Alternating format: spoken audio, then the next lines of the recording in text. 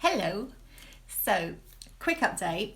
This is just this day 2. So, first chemo was yesterday, and I have my blue folder here, which goes everywhere with me now whenever I go for appointments, or even ring up because they'll ask for hospital appointments. So, my first treatment yesterday was doxycycline.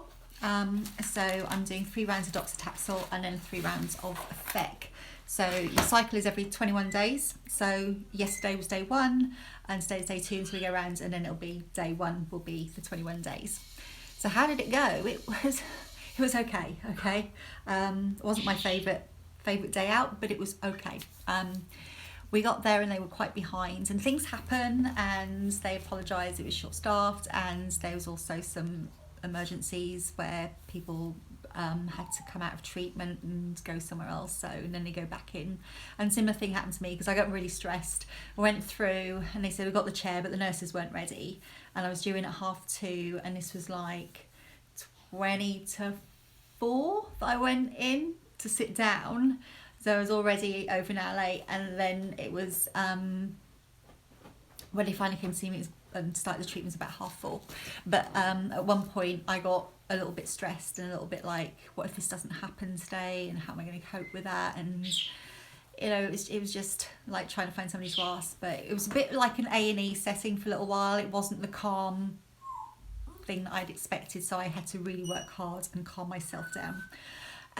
So finally the nurse came along.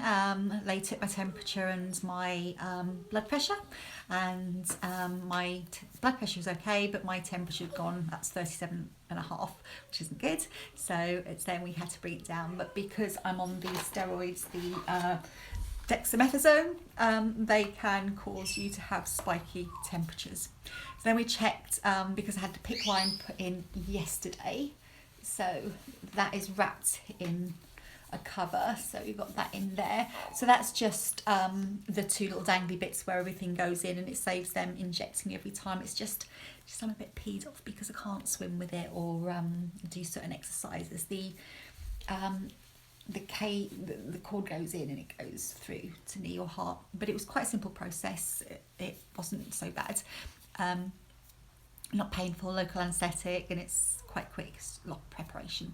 So that was there. They checked that and redressed it, and then off I popped. And then they told me that, did I know I was going to need to self-inject? Of course, I knew that, not.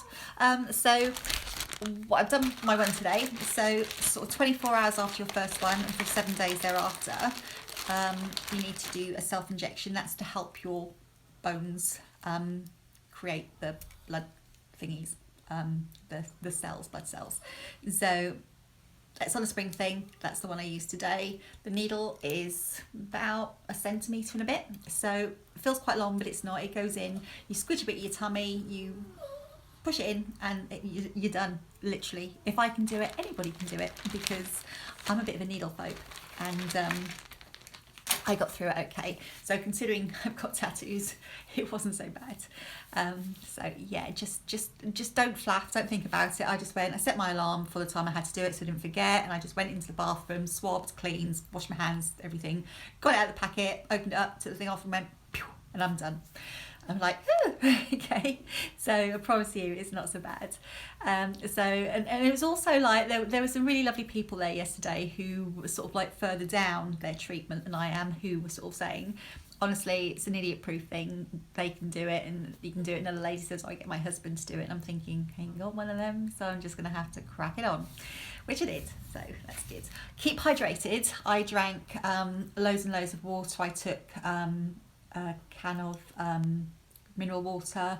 I took a thing of coconut water as well. They give you squash and everything. So this is my coconut water that I am knocking back to try and flush it all out. I'm just waiting to hear back from them because I've been carrying on my supplements. So if you're taking supplements, check which ones you can continue with, because some of them are contraindicated with chemotherapy.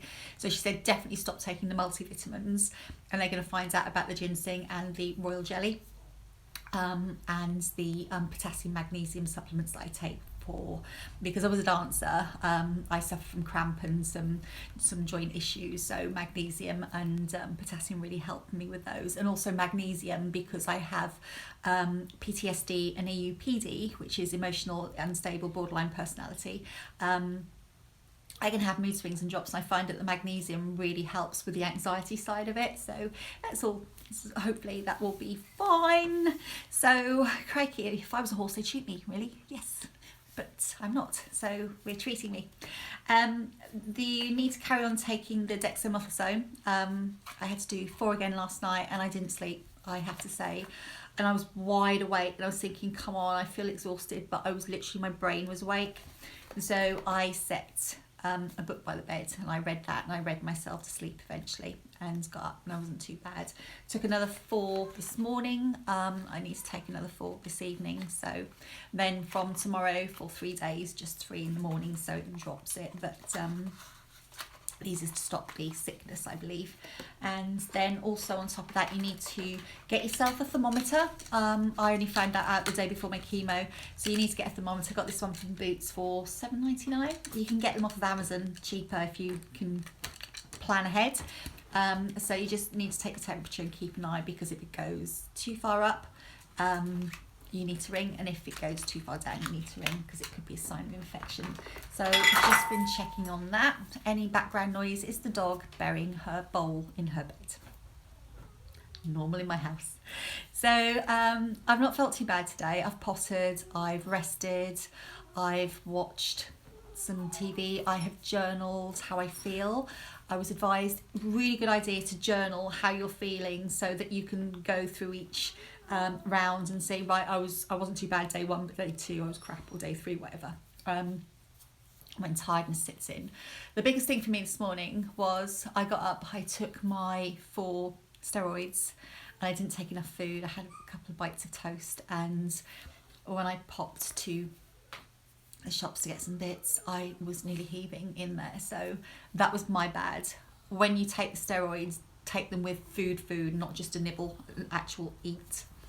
And got a goodie box yesterday, which I wasn't expecting, from Little Lifts, which is for women with breast cancer, and it's a charity. And like everything that's on there was in the box, so it's like a massive big. When she said, I'm going to get you your goodie box, I was thinking like shoebox with like some samples in, but it's not. It's massive, and it's just got some really good stuff and tips and recipes and silicone ice pop things, because as it gets later on, taste tends to go a bit metallic, so it's a really good way of covering that.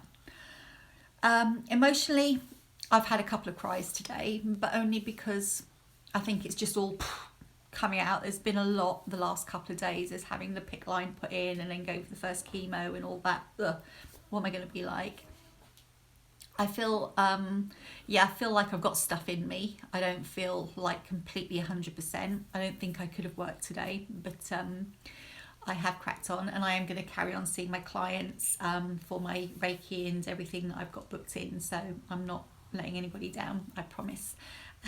So yeah, it's just taking it is what it is. It's chemo. It's not going to be brilliant, but it's an answer to cancer, and it's treating it. So just got to crack on, face up to it, and go through it. So this is my hair today. I have been in the bathroom and used up my pre-treatment stuff and my post-treatment stuff, because tomorrow I'm going to have this cut short, because I think for me I'll be able to cope better.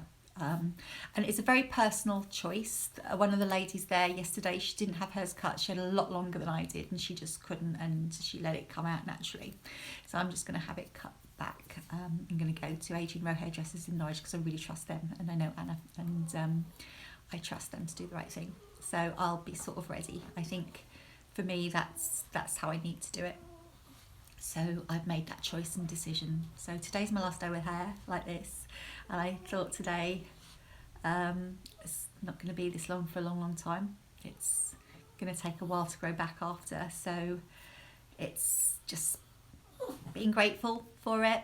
So these bits have been on there for years with me and through my story, but it's new times. So the way I see it is almost like cut the hair away, cut the illness away, cut the crap in my life away, cut the trauma away, just take it away. Like Carly behind me, burn it all away. If it doesn't serve you, then burn it all away. My advice is just take it as it comes, ask questions. I'm sometimes like, I don't want to be a pain and ask too many questions. I found the Macmillan helpline brilliant, phenomenal. They went through so much with me yesterday and told me to stock up on ice cream and gave me some really good ideas. So that was really useful. Your oncology nurses, you know, they are just so lovely. They do this day in, day out, and they know so much. So they're going to find out about my supplements so I can crack on with them. And ask people who've been through it if they're prepared to talk about it, because some of my friends who've been through it have been so motivational and inspirational, and I've had people messaging me today and just saying, you know, if you want to talk, please do. So that is really kind. So yeah, just don't go through it on your own. I live on my own. This is my little humble abode, but I do have a barking parrot in the background who wolf whistles. So if you hear that, it's not me. And I got my little old dog. He's making her bed right now, and a couple of cats. So it's not so bad. And I live in a lovely place, and I have friends who'll keep in contact. But you know, don't be on your own, and don't be afraid to ask anything, because it's a big thing. It's a shitty big thing to go through. So I know that whatever I'm feeling now, it could get worse. It might not be worse, but just bear in mind that you're amazing and you're going to get through it, and there's going to be time at the end of this to rock it out. Bloody coronavirus as well. So at least with the coronavirus, for me, I'm thinking at least people are going to be washing their hands. So that possibly is going to be a good thing for anybody whose immune system is about to be wrecked away by chemotherapy.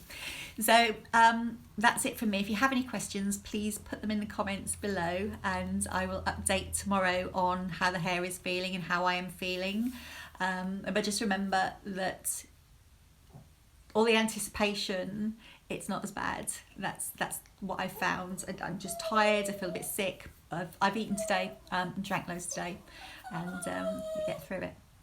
Thank you, Dolly. Yeah, I know. You itch that ear, girl. You itch that ear. Never go on stage with children or pets. That's my little moral of the story. So love you. Catch you soon. Namaste. Bye bye.